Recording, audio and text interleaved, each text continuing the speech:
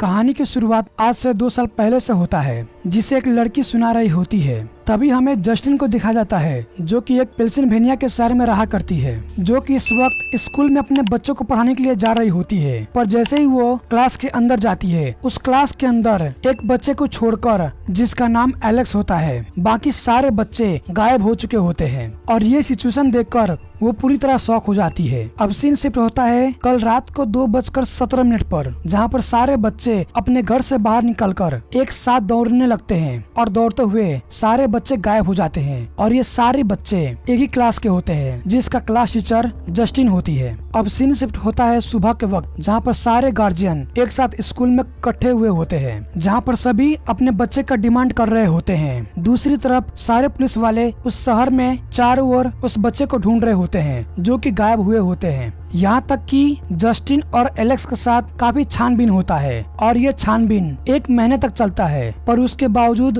वैसा कुछ भी रिजल्ट नहीं आता। ये घटना के 1 महीने बाद स्कूल फिर से खुलता है, जहाँ पर सारे गार्जियन मीटिंग के दौरान आते हैं और जस्टिन से पूछताछ करते हैं, जहाँ पर जस्टिन फिर से कहती है, मुझे इसके बारे में कुछ भी मालूम नहीं है। जहाँ पर सारे गार्जियन गुस्सा हो जाते हैं। फिर उस स्कूल का प्रिंसिपल मार्कस जस्टिन को जैसे तैसे बचाकर वहाँ से भेज देता है और जस्टिन से ये भी कहा गया होता है, तुम्हें कुछ समय के लिए स्कूल नहीं आना है और साथ ही साथ एलेक्स का भी पीछा नहीं करना है। इस वक्त जस्टिन काफी टेंशन में होती है और वो पौवा चढ़ाकर अपने आप को शांत कर रही होती है। यहाँ तक कि कुछ गार्जियन को उसके घर के बारे में मालूम होता है, जहाँ पर उसे आकर थोड़ा बहुत परेशान कर रहा होता है, जिसके चलते वो पूरी तरह फ्रस्ट्रेट हो चुकी होती है। अगले ही दिन जस्टिन प्रिंसिपल से मिलने के लिए गई होती है, जहाँ पर प्रिंसिपल कहता है, यहाँ पर काफी सारे गार्जियन इमोशनल है, जिसके चलते तुम्हें कुछ समय के लिए यहाँ से दूरी बनाकर रहना पड़ेगा। यहाँ तक कि उसे फिर से कहा जाता है, एलेक्स से दूरी बनाकर रहना है, वरना प्रॉब्लम और बढ़ सकता है। जिसके बाद जस्टिन वहाँ से चली जाती है। आगे हमें जस्टिन को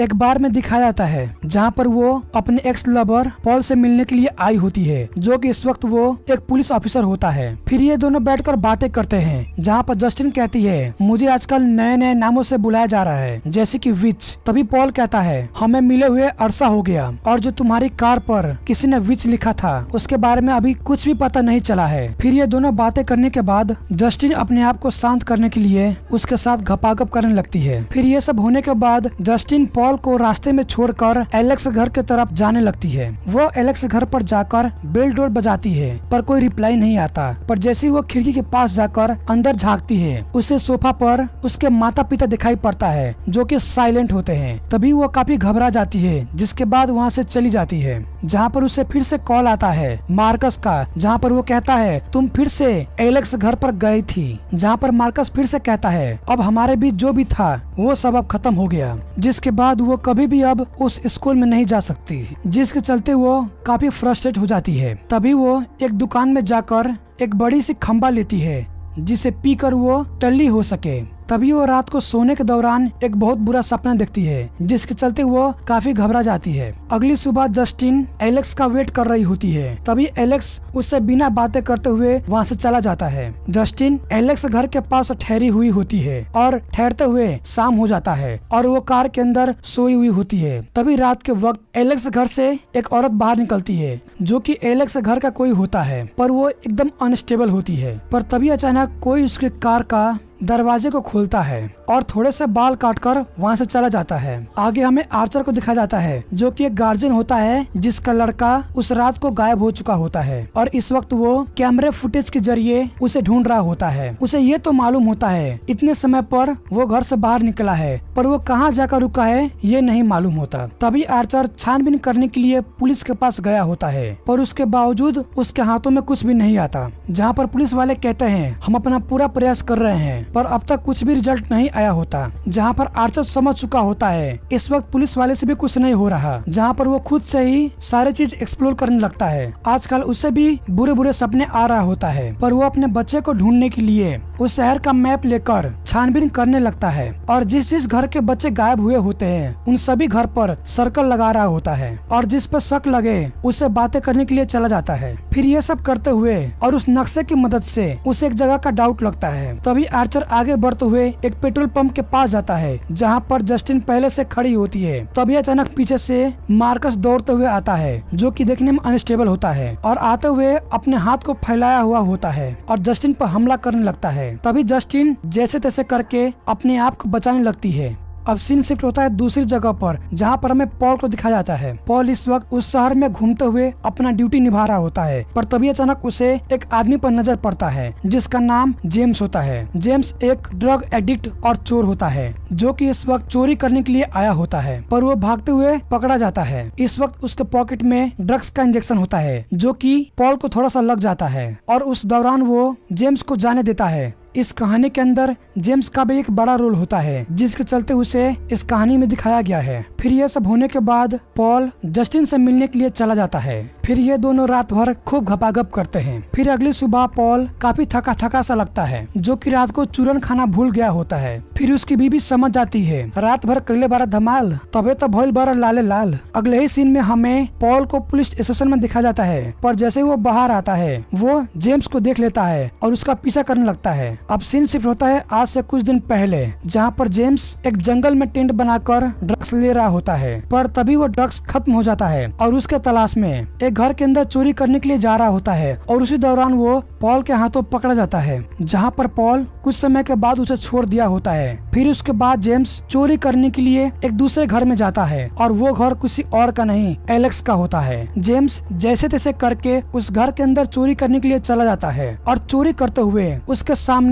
एलेक्स के माता पिता दिखाई पड़ता है जो कि इस वक्त मूर्ति की तरह बैठे होते हैं और ये नजारा देखकर वो कुछ देर के लिए शॉक हो जाता है। फिर वो एक दरवाजे को खोलकर एक दूसरे कमरे के अंदर जाता है और उस कमरे के अंदर वो सारे बच्चे होते हैं जो कि उस शहर से गायब हुए होते हैं और ये नजारे देखकर वो पूरी तरह शॉक हो जाता है। जिसके बाद वो जैसे तैसे करके उस घर से बाहर निकल जाता है। उस घर के अंदर से काफी सारे चम्मच चोरी करके लाया होता है और उसे बेचने के लिए जैसे ही वो देता है उसी जगह पर उसे एक पोस्टर दिखाई पड़ता है और उस पोस्टर में वही बच्चे गायब हुए होते हैं जो कि उस घर में होते हैं और वहाँ पर इनाम का भी जिक्र किया गया होता है। तभी वो इसके बारे में पुलिस को बताने के लिए जा रहा होता है, पर तभी अचानक पॉल उसे देख लेता है जहाँ पर उसे वो फिर से पकड़ने लगता है और जैसे तैसे करके जंगल में पकड़ा जाता है। पर तभी जेम्स कहता है मैंने उन सारे बच्चों को एक घर में देखा है। फिर वो पॉल को लेकर उस घर के पास में चला जाता है जहाँ पर जेम्स गाड़ी में बैठा हुआ होता है और पॉल उसके घर में जाता है। काफी देर ठहरने के बाद पॉल उस घर से बाहर आता है और बाहर आने के बाद जेम्स को लेकर उस घर में चला जाता है।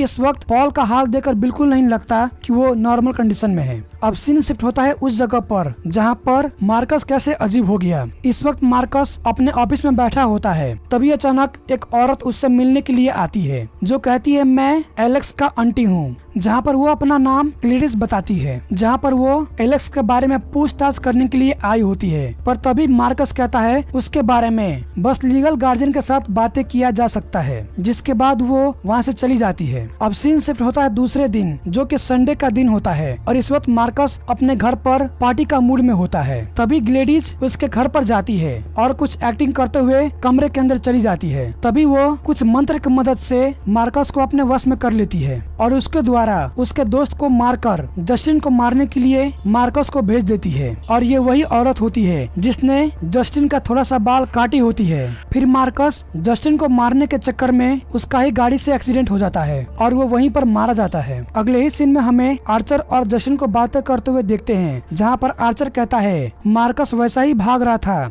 जिस तरह सारे बच्चे भाग रहे थे, यानी कि दोनों एक ही चीज से श्रापित थे। तभी वो मैप आर्चर जस्टिन को दिखाता है जहाँ पर जस्टिन कहती है ये डेस्टिनेशन एलेक्स के घर का है। अब सीन शिफ्ट होता है दूसरी जगह पर जहाँ पर आने वाले दिनों में बच्चे गायब होने वाले होते हैं। इस वक्त एलेक्स घर के लिए जा रहा होता है, तभी उसे मालूम पड़ता है उसके घर पर उसकी आंटी आई है जो कि इस वक्त काफी बीमार होती है। जहाँ पर एलेक्स अपने पिता से पूछता है वो कितनों दिनों के लिए मेहमान है, जहाँ पर उसके पिता कहते हैं वो कुछ समय रहेंगे और यहाँ से चले जाएंगे। कुछ दिनों के बाद वो मेहमान इस वक्त अभी भी घर में होता है। तभी एलेक्स स्कूल होने के बाद अपने घर के लिए जाता है, पर जैसे वो कमरे के अंदर जाता है वो अपने माता पिता को एक जगह पर मूर्ति की तरह बैठते हुए देखता है, जहाँ पर वो अपने माता पिता से बातें करने का प्रयास करता है, पर वो इस वक्त किसी और के वश में होते हैं और वो कोई और नहीं ग्लेडिस होती है जो कि उसी के इशारों पर चलते हैं। आंटी ग्लेडिस चाहे तो उन दोनों को एक झटके में खत्म कर सकती है। पर वो एलेक्स के जरिए कुछ काम करवाना चाहती थी, इसीलिए उसे कुछ भी नहीं करती।